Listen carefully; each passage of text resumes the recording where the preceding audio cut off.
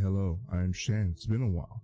I took some time away from YouTube to focus on, well, first of all, new Destiny content, as well as getting ready for the new raid.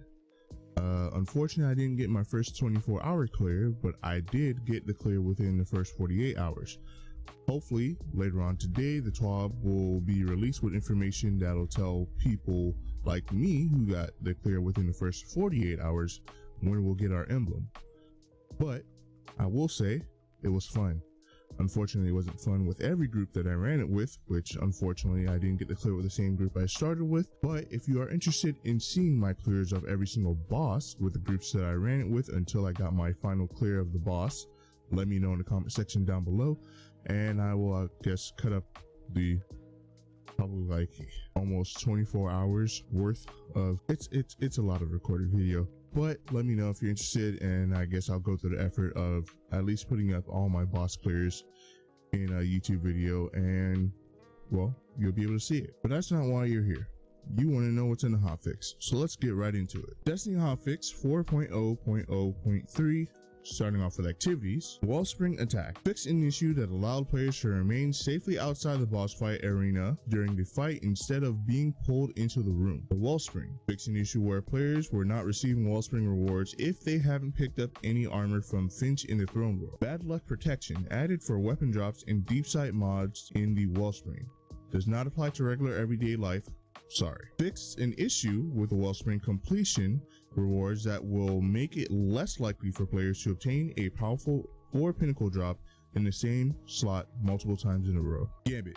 Fixed an issue where level advantages were enabled in PvP Gambit. Gambit repeatable bounty tweaks include weapon kills reduced from 25 to 15, grenade and melee kills reduced from 15 to 5, super kills reduced from 15 to 10, reduce the amount an invader kill heals the primeval from 27 to 20%. Altars of reflection. Fix an issue with altars of reflection not showing up properly for all characters. Throne World. Fix an issue where players would sometimes get stuck at the entrance of the palace in the fluorescent canal when backtracking from the bridge.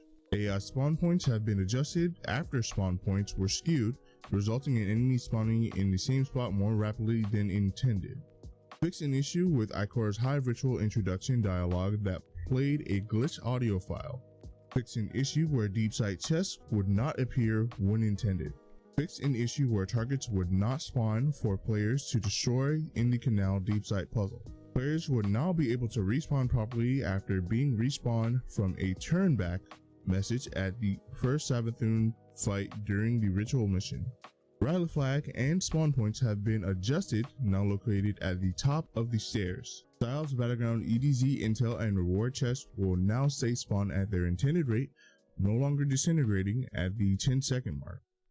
The second Lucent Portal Wizard will now spawn with all proper shields, fixing an issue where players could soft lock the activity by taking down the wizard when it spawns unprotected. Vox Obscura.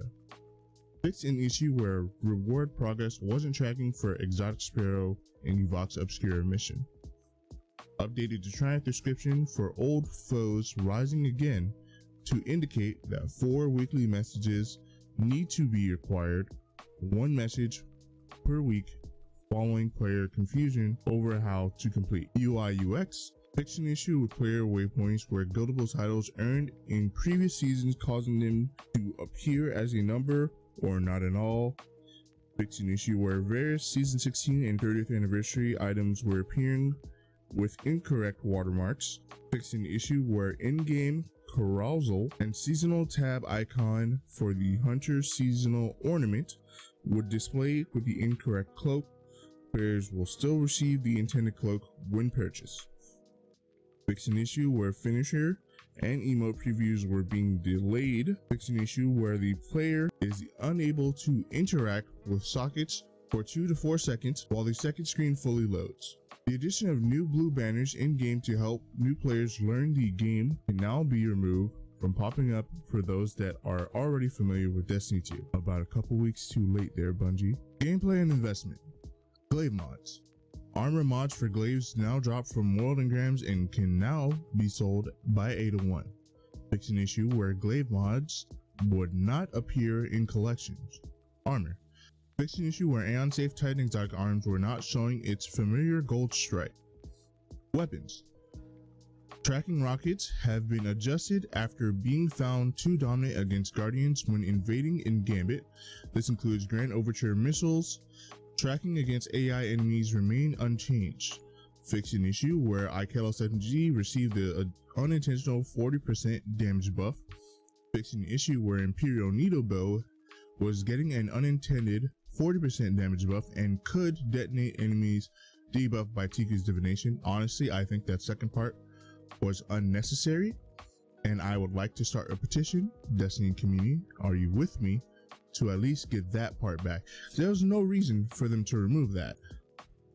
Personally, I liked it for Grandmasters because it increased your ability to not only slay ads, but it gave you a reason to synergize with another teammate by having, you know, two bows. I feel like this was a necessary change, but that's just me. We want to start a petition.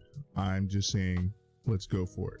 Warcliffe Coil rocket launcher's damage has been restored to its original parameters following an unintended buff to its damage. Fixed an issue regarding Grand Overture's ability to generate more than intended ammo when switching heavy weapons. Players would gain more ammo than intended when volleys was readied and would overflow its magazine when combined with active war rig for Titans. Increased Grand Overture's reserve ammunition from 20 to 40, resulting in a max of 60 ammo. Fixed an issue where the Iron Banner weapon special effects would shut off if the Iron Banner origin trait was active. Fixed an issue where the logic ornament for the Lament exotic sword would appear backwards. Fixed an issue where the enhanced golden tricorn perk would activate on ranged melee kills. Weapon crafting. Fixed an issue where reshaping Enigma quest objective could be bypassed. Fixed an issue where Enigma glaive reshaping cost could be overridden. Reduced end of campaign weapon crafting progression for campaign missions on normal difficulty. Overflow has been removed from enhanced pulse monitor following unintentionally overflowing the weapons magazine with seemingly no limit. Enhanced 1-2 punch now only requires 10 to 12 pellets to hit the target to proc the melee buff. Base trait and enhanced trait duration have been changed to 1.22 seconds. Fixed an issue where reforges for the Australia Catalyst would ask for the full catalyst cost. Enhanced Ambitious Assassin changed to add a reload stat. Fixed an issue where Tier 3 Deep Sight chests would only appear once per account. Fixed an issue where the Refined Qualker quest wouldn't appear. Fixed an issue where the Refined Qualker quest wouldn't reappear for Finch at weekly reset. Abilities. Fixed an issue where the standardized Void Weaken debuff was overriding Divinity's custom Weaken debuff. Another thing that's a week too late. Fixed an issue where Ward of Dawn was granting an unintentional melee damage boost that stacked with offensive bulwark. Reduced melee recharge while invisible and wearing Graviton forfeit when in PvP activities including Crucible and Gambit. Fixed an issue where hitting the Deadfall's trap with a throwable grenade or smoke bomb would cause it to disappear. Fixed an issue where the Apex Armor seasonal challenge that requires players to masterwork any piece of armor would complete when a player changed the element of one of their already masterwork armor pieces. Platforms and systems. HDR fixed an issue affecting Xbox One X. HDR that caused black levels to turn white. General. Fixed an issue where certain quests were replaced with a placeholder icon. Fixed an issue where Google Stadia users who own the Witch Queen were shown the digital deluxe edition upgrade option. Stadia Store does not offer automatic product discounts for expansions like other consoles. Players should now see the correct messaging for deluxe edition.